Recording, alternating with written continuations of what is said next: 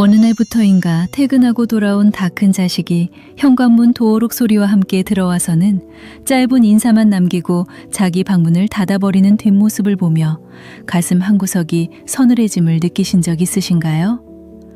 품 안의 자식일 때는 종알종알 참새처럼 하루 일과를 떠들던 아이가 이제는 묻는 말에만 겨우 대답하는 어색한 사이가 되어버린 것을 보며 섭섭한 마음을 감추기 어려우실 겁니다.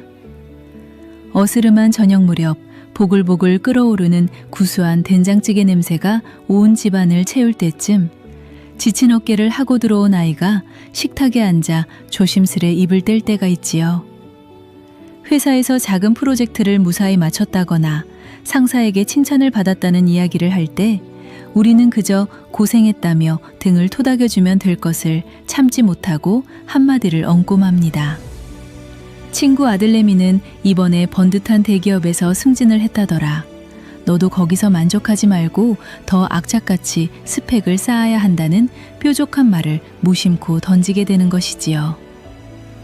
따뜻했던 찌개 국물이 차갑게 식어가는 것처럼 아이의 얼굴에서 방금 전까지 반짝이던 생기가 스르르 빠져나가는 것을 우리는 미처 알아채지 못합니다. 주말 오후 베란다 창문 너머로 들어오는 따스한 햇살 아래서 믹스커피를 한 잔 타놓고 마주 앉았을 때 아이가 요즘 새롭게 시작한 취미나 훌쩍 떠나고 싶은 여행 계획을 들뜬 목소리로 꺼낼 때도 마찬가지입니다.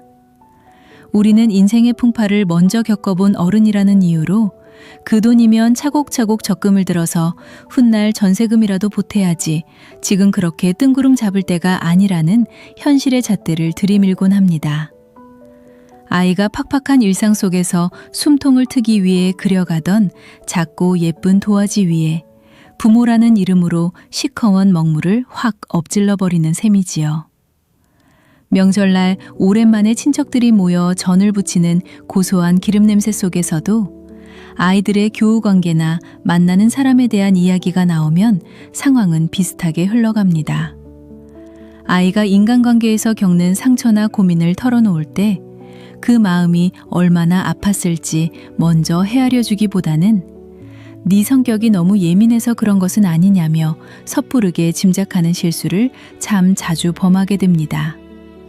만나는 사람에 대해서도 그 사람의 됨됨이나 아이가 느끼는 행복의 온도를 묻기보다는 직장은 어디인지 모아둔 돈은 있는지를 먼저 따져 묻게 되지요. 우리는 조금이라도 덜 고생하고 더 안정적인 길을 걷기를 바라는 애틋한 부모의 마음이라고 굳게 믿으며 그런 말들을 쏟아냅니다. 하지만 그 마음이 입 밖으로 나와 아이의 귀에 닿는 순간 그것은 사랑이 아니라 숨을 턱 막히게 하는 날카로운 가시덤불로 변해버리고 맙니다.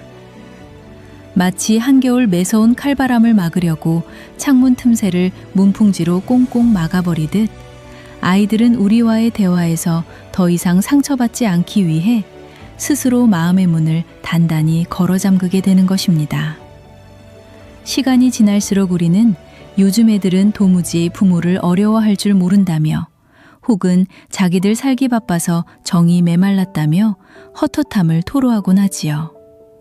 그러나 찬찬히 지난날의 대화들을 되짚어보면 대화의 물꼬를 막아버린 것은 어쩌면 우리의 조바심과 남들과 비교하는 버릇이었을지도 모릅니다. 지는 해를 두 손으로 억지로 붙잡아둘 수 없는 것처럼 다 큰 자식의 인생을 부모의 뜻대로 빚어내려는 욕심은 결국 서로의 마음에 생채기만 남길 뿐입니다. 아이가 밖에서 겪었을 수많은 경쟁과 평가의 잣대를 가장 편안해야 할 집 안에서조차 똑같이 들이밀고 있었던 것은 아닌지 가슴에 손을 얹고 돌아보게 됩니다. 세상 사람들이 다 아이의 결과만 보고 손가락질 할 때조차 부모만큼은 그 과정의 고단함을 알아주는 유일한 안식처가 되어야 하지 않겠습니까? 아이가 밖에서 이리저리 치이고 돌아온 날에는 네가 꼼꼼하게 처리하지 못해서 그런 것 아니냐는 질책 대신 그저 말없이 따뜻한 밥 한 공기 꾹꾹 눌러 담아 내어주는 것이 진짜 위로입니다. 무언가를 해내지 못해 어깨가 축 처져 있을 때도 남들은 저만치 앞서가는데 너는 왜 제자리 걸음이냐고 다그치는 대신 잠시 쉬어가도 괜찮다며 넉넉한 그늘을 내어주어야 합니다. 우리는 평생을 바쳐 뼈가 으스러지도록 아이를 사랑하고 키워냈다고 자부하지만 정작 아이가 어른이 되어 진정으로 필요로 했던 것은 정답을 짚어주는 족집게 강사가 아니었을 것입니다. 그저 자신의 이야기를 끊지 않고 끝까지 들어주는 사람, 그리고 어떤 선택을 하든 묵묵히 등 뒤에서 믿고 기다려주는 든든한 바위 같은 존재를 원했을지도 모릅니다. 오늘 저녁 퇴근하고 돌아오는 아이의 발소리가 들리면 어제와는 조금 다른 얼굴로 맞아주시는 것은 어떨까요? 잔소리가 튀어나오려는 입술을 꾹 깨물고 그저 오늘 하루도 참 고생 많았다며 환한 미소와 함께 아이의 지친 어깨를 한번 쓸어내려 주십시오. 처음에는 아이도 갑자기 달라진 부모의 모습에 어리둥절하여 멋쩍은 표정을 지을지도 모릅니다. 하지만 꽁꽁 얼어붙었던 겨울 땅이 봄비에 서서히 녹아내리듯 부모의 너그러운 눈빛 한 번에 아이의 닫혀있던 마음의 빗장도 조금씩 헐거워질 것입니다. 대화라는 것은 결국 말을 잘하는 기술이 아니라 상대방의 마음이 머물 수 있는 빈자리를 내어주는 조용한 기다림이니까요. 남의 집 자식들과 비교하며 세워두었던 높고 차가운 벽을 허물어 버릴 때 비로소 우리 아이의 진짜 속마음이 그 틈새로 흘러들어오게 될 것입니다. 부모 노릇이라는 것이 참으로 기한이 없고 나이가 들어서도 매일매일 새롭게 배워야 하는 어렵고도 숭고한 숙제 같습니다. 혹시 주변에 자식과의 서먹해진 관계로 인해 밤잠을 설치며 남몰래 한숨 짓는 친구나 지인분이 계시다면 이 조촐한 이야기를 슬며시 카카오톡으로 건네보시길 바랍니다.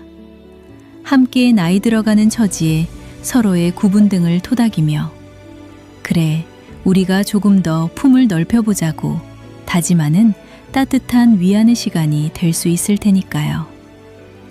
세월이 흘러 내 머리에 하얀 서리가 내려앉아도 자식 앞에서는 영원히 포근한 나무가 되어주고 싶은 것이 우리네 부모의 변치 않는 숙명일 것입니다. 오늘 밤에는 뾰족한 걱정의 말들은 잠시 덮어두고 그저 곁을 묵묵히 지켜주는 따뜻한 등 한 자락으로 아이의 쉴 곳이 되어주시길 바랍니다.